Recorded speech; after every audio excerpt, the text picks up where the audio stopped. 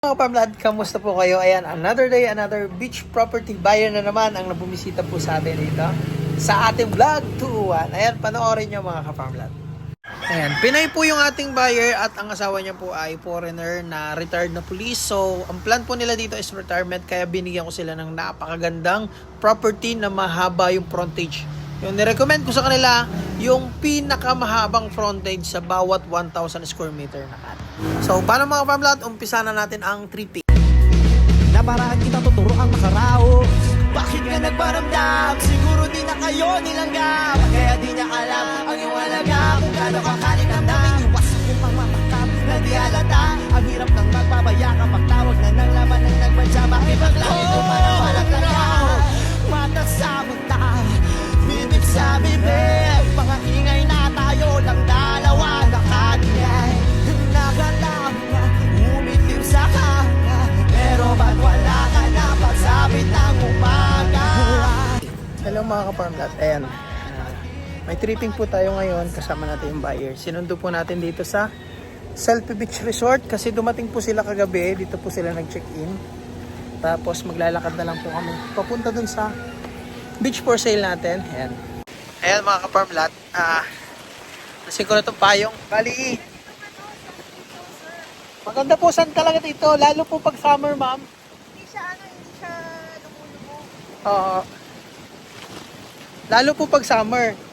Wala kang makikitang mga bunot-bunot. Tsaka, opo. Ang dagat naman po minsan, kahit di mo linisin, yung pagbalik ng hangin papunta naman doon naman ang tulak niya.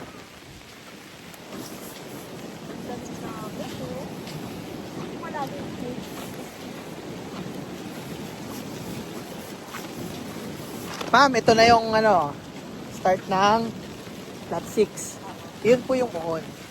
Start doon. So, nilagyan ko lang ng marking para mas matanaw nyo kung gaano kalawak yung 30 meters.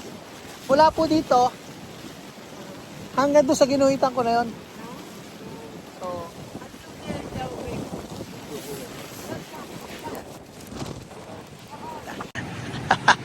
ayan po si Sir Joseph, no?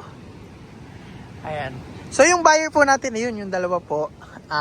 Ito yung Latwa at 6 na nirecommend ko sa kanila. So, kahit di pa po nila napupuntahan, nag-reserve na po sila kasi maganda naman po talaga. Ayan. Katapat niya po, may katapat siyang isang pulong mangrove. Kumbaga pwede siyang design. Ayan. So, maganda po yung buhangin, white sand. So, maulan po, basa yan. Lalo kung hindi po basa yan. Kaya ganyan po ang kulay, mas matingkad pa po at mas puti pa yan kung yan ay tuyo. Ayan. So, ito po yung farmland area naman.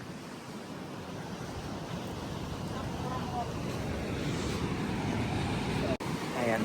So, ito po yung sakop na kalupaan nitong ating lot 6. Ayan. Flatland po siya. Livable dahil yan po, may bahay nga eh. Pero yan po, ay nakitira lang. May usap na po, papaalisin po yan. Kamag-anak po yan ng caretaker. Ayan. So, yun po yung muhon hanggang dun. So, ito po yung nasasaklawan ng lot 6. Which is ito yung na-recommend ko sa buyer natin. Yan lang po yung poste ng kuryente. Yan. Grabe po yung ulan.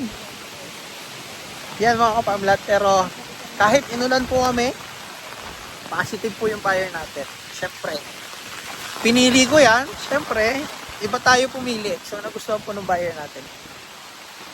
Siyempre, pag buyer natin, pipili natin na mas maganda yan. Nakapos.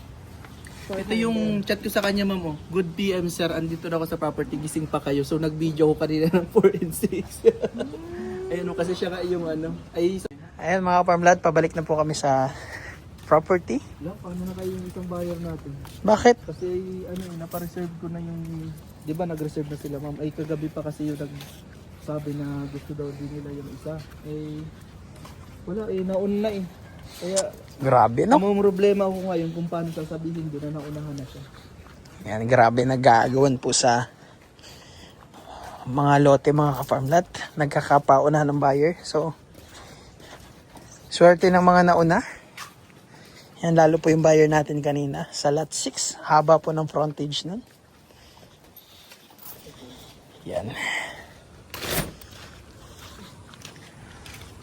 So, malapit lang naman po. Hindi na nga, iniwan na lang namin yung sasakyan kanina ng buyer. Naglakad na lang kami. Kasi malapit lang naman talaga sa resort.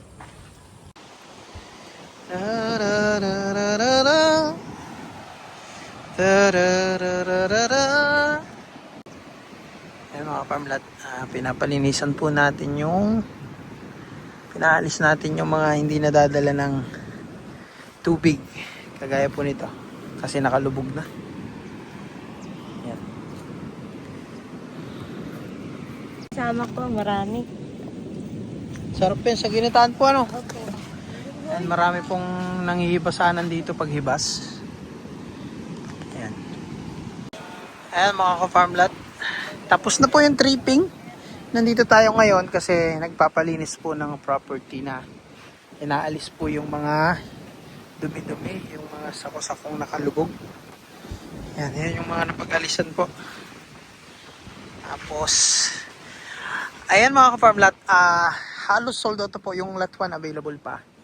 So yung mga 1,000 ubos na. So yung lot 2 dito, yung lot 7 na 2,000 square meter reserve na rin po. So, yun mga ka-farmlat. Dito naman mga ka-farmlat. So, magkakaroon po dito ng mga available na tigwa 1,000 square meter pa. Yan. Tapos, buhanginan din po siya mga ka-farmlat. Ayan. Ang good thing naman dito, may protection po sa malalaking alo naman kasi may mangrove. Pero yung mga mangrove po, hindi ganun katataas. Tapos, ang kagandahan dito, kung gusto mo makuha ng mga pang-ulam, ito yung mga magagandang, nandito po yung pwede kayong mangilaw sa gabi. Ayan, ito yung maganda dito. Manghanap ng mga suso, kaya kagaya nila. So, kahit araw, pwede kayong mangilaw. So, kung pang ulam-ulam, pag nandito na kayo, ito yung may enjoy nyo mga ka-farmlat. Kagaya ni nanay, may mga nakuha po yan. Ito. Po, may mga nangingilaw. Ay, nangingilaw araw pala. Mayroong nanghihibasanan. Kasi dito may portion po ng batuhan. Dito maganda maghibasanan po. Sa area na to. Yan. Tatagkalin lang yung mga bato-bato. Makakuha kayo ng mga suso. Yun, dami po nilang nakuha. Oh. So dito nga naisipan namin maglaro kasi maganda yung pagka-terrain ng lupa dito na buhangin. Yung buhangin nandito, maganda yung hindi siya bulusok na pahilis, tsaka okay yung lupa niya, hindi lulubog yung paa mo. So para siyang pang playground nga po. Wala sa base eh. Wala sa base gay. Isa. Wala. Ang galing. Baha, magaling ka. Mukhang Talaga naman. Sanay tayo dyan. Taya, ikaw magtaya.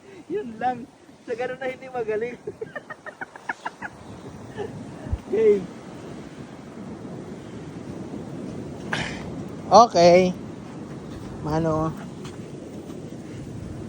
Hindi pala ito magaling sa ano eh. Ay, muntik na. Anong laban mo? Wala. Ano man na yan? Oo. Talo ka na. Mukhang magsusugal ka. Talo parate ay. Yeah. Wala ka. 5 piso ay 5 piso nga pala. Okay. Pwede kong batuin yan ano? Di. Ano? Wala ka sa base eh. Pag nakadala, saka pwede mambato ano? Oo, sige. Yeah. Ay, putik na yan. Pra? Yeah, pag nadala ko ito. Oo, wala daw.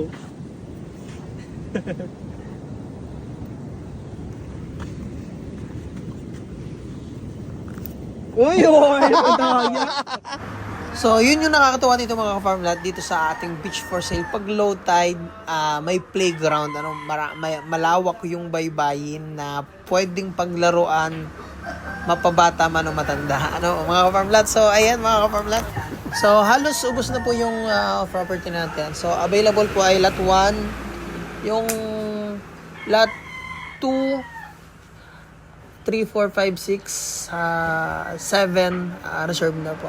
So, papunta na po tayo sa next phase nung subdivided. So, meron na lang pong 4 na available dyan na tigo 1,000. Yung kasunod na lote po. Kasi yan ay 2 hectares, inuna lang yung 8 lots. Kasi ang pagsasubdivide po, ang bawat title ay pwede mo lang hatiin hanggang 8. So, pag transfer ng title na 1 hectares na natitira. So, yun naman yung next na ilolote-lote. So, yung mga buyer po, pwede, yung mga naubusan na tigo 1,000, pwede po kayo maka-acquire doon sa next phase ng natitirang lupa na isa-subdivide na rin. Para doon sa mga naubusan. So, ayan mga ka-farmlat, maraming salamat po sa mga naniniwala at nagtiwala sa atin na buyer. Ayan, dagsang biyaya po sa inyo lahat at mag-ingat po lagi. Mali man ang ikaw ay bigin ko, ako ay isang bulag na umiibig sa'yo. At kahit ano pang iyong nakaraan, mamahalin kita maging sino ka man. Mahal kita, pagkat mahal kita. Iniisip nila ay hindi mahal ka, mahal kita maging sino ka man. Ikaw pa rin ang nais ko, damang-dama ng puso ko. Mahirap na dayain ng isip at damdamin. Ikaw pa rin ang hanap ko, mapapatawad ba ako? Mulit-muling sasambitin